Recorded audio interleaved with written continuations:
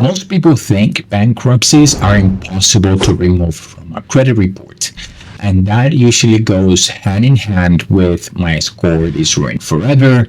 I will never get the house of my dreams, or I will never be able to be financially free. Okay, but I want to tell you that that is not the case.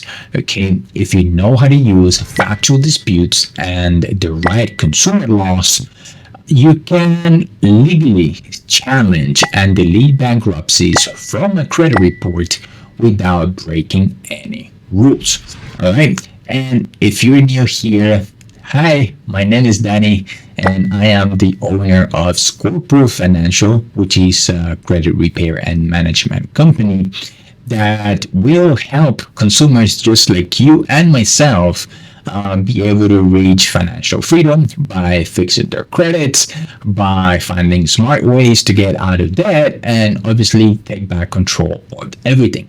Okay, so with that being said, I want to go ahead right in. So, first things first, let me tell you what a bankruptcy is. Okay, a bankruptcy is a legal process where individuals or businesses as well that are unable to pay their debt can seek relief through the court system. Okay, either by liquidating assets or creating a repayment plan. Okay, you might have heard of the two different type of bankruptcies. Okay, and those are the two. In other words, in a way to get a fresh start financially by resolving outstanding debts under the supervision of the court. Okay, so bankruptcies are public records, meaning to be specific, they are legal filings not mailed, but made in federal bankruptcy court. Okay, they don't originate with creditors, meaning that they aren't reported like collections or charge-offs inside of a credit report. Okay, and if you have no idea what a collection or a charge-off is, there's some more videos about it. I'll probably link it around here. Okay, so bankruptcies are pulled from public court records, and then they get reported by third-party data vendors like Pacer to the credit bureaus. Okay, that alone opens up and gives us consumers a multitude of opportunities to challenge the accuracy, the legality, and reporting of the records. Okay, so with that being said, I want to walk you and teach you about the legal framework that gives you the leverage to be able to challenge a bankruptcy. Okay, and if you have watched some of the videos, just how I told earlier, especially of this series, you might have already heard or maybe know a little bit of some of these laws that I'm going to talk about, but nonetheless, keep watching because things do change a little bit because they do are a different type of reporting in the reports. Okay, so first we have the FCRA, which is the Fair Credit Reporting Act. Section 611 gives you the right to dispute inaccurate, incomplete, or unverifiable information. Okay. Section 607B states that all data must be reported with maximum possible accuracy. Okay. And Section 623 says the furnisher of information, including third-party vendors, must ensure accurate and verifiable data. Okay, so there are multiple of them. And next up, we have FACTA, which is the Fair and Accurate Credit Transactions Act.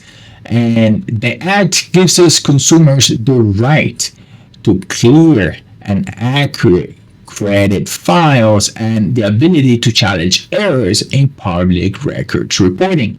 Okay, so please remember that. And at the end of the day, okay, remember that at the end of the day, your job is not to challenge whether the bankruptcy happened or not, okay, but whether the credit bureaus can legally prove that they are reporting all this information 100% accurate, 100% complete, and 100% verifiable. All right, no 99, no 95, 100. All right, so that wasn't too bad, was it? Like, if you think about it, there are other options. So next, I want to tell you about why bankruptcies often are reported inaccurately, okay? And this is where most people miss the mark because you really don't think about these things, okay? So Although it might seem that the documents that make up a bankruptcy are perfect because they come from court and XYZ, there are always errors, okay? And what I mean always, there's a really, really high percentage of these having errors, okay? So some of the most common violations and inaccuracies are the ones that I'm going to show you below, okay? So first, they have no source listed. Okay, this happens because the credit bureaus don't get bankruptcy data directly from the courthouse. And the strategy that we use to be able to remove a bankruptcy when in the credit repair industry is by going to the court itself. Okay, because they're not supposed to report, right? So what happens is that they buy it from third-party vendors, just how I mentioned earlier, and if there's no source listed, it says verify through public records with no name or contact. This is clearly an unverifiable remark, and you'll want to send a dispute for that. Okay. Number two, they have inaccuracies or whenever it comes to the filing date. Okay. So the filing dates, discharge dates, and statuses must be accurately across all three bureaus, Equifax, Experian, and TransUnion. If even one of the bureaus shows the wrong information, that's pretty much 100% a violation of the Fair Credit Reporting Act, Section 607B. Okay, so another thing that you can find is that the record is missing or has an incomplete case number. Okay, the full case number, just put this in your head, okay? The full case number should be available in the report if it is used as a verification, okay? So literally, no case number equals unverifiable data, meaning it cannot be inside of your credit reports, okay? It should not be affecting you because of all the laws that I mentioned, okay? Number four is that bankruptcy reporting has inconsistent info across the three credit bureaus. Okay, so let's say, just to give you an example, if Experian reports a different filing or discharge date than TransUnion and Equifax, it's not consistent, meaning it's not accurate. That gives you grounds to make sure that you're able to challenge everything with not one, but all of them. Okay. Another option and another mistake that we see often in bankruptcies, and I know we're up to 5. Trust me, I bet you didn't even think that there were so many ways that a public record and bankruptcy could actually be wrong. So, but yeah. Another way that it can actually be wrong is by having incomplete status reportings. Okay, so some bankruptcies are shown as dismissed but are still listed as active, or discharged but without the discharge date. Okay, this is incomplete reporting and violates Fair Credit Reporting Act standards. Okay, so remember those laws that I'm mentioning, it all comes back to all of them. All right, so now you know where a bankruptcy can be wrong. I will teach you the dispute strategy I use to remove them from customers and students whenever it comes into their credit reports. Okay, so step number one, it's obviously, you'll be surprised how many people don't do this. I need you to pull a 3 credit bureau report and compare one to another. Okay, you need to identify all the discrepancies that I just taught you about in the report between the bureaus. Okay, you need to look for all of those mismatches that we're talking about. We need to look for the dates, missing information. We need to look for status issues or pretty much incomplete fields that are not showing. Okay. Step 2 is to file the factual dispute with the bureaus. Okay, you want to file an actual letter being sent out. You have to create the dispute letter to each one of the credit bureaus. You want to highlight your specific factual errors, okay? And I want you to use verbiage. I want you to use lingo like the bankruptcy listed under public records does not include a source or a verification method. Okay, and you're gonna say that under FCRA section 607B, all data must be verifiable and accurately secured.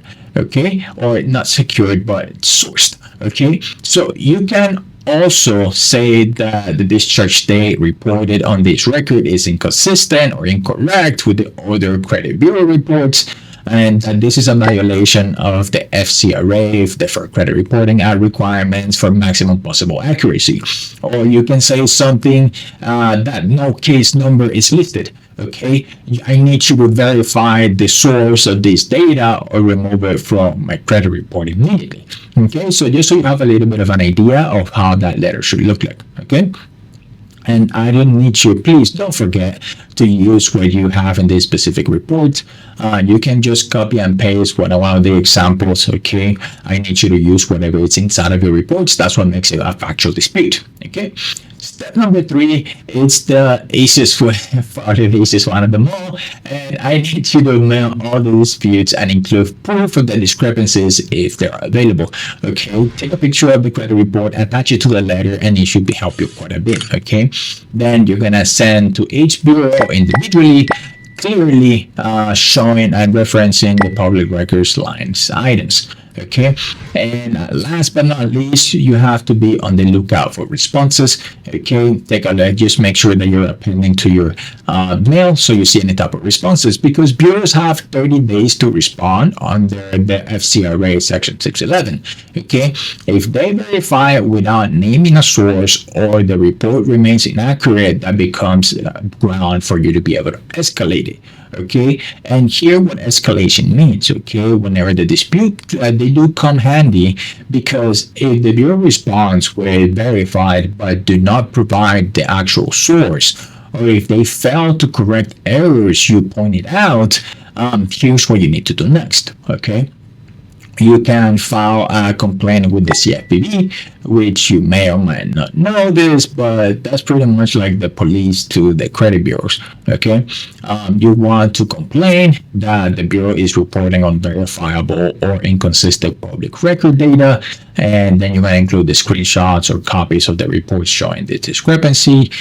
You can also send a second level dispute by using the original dispute that you sent as a source as well. That includes the Stonebridge legal citations like the Fair Credit Reporting Act section 611, 623, and how you need to clearly demand that they provide the source or delete the inaccurate data. Okay.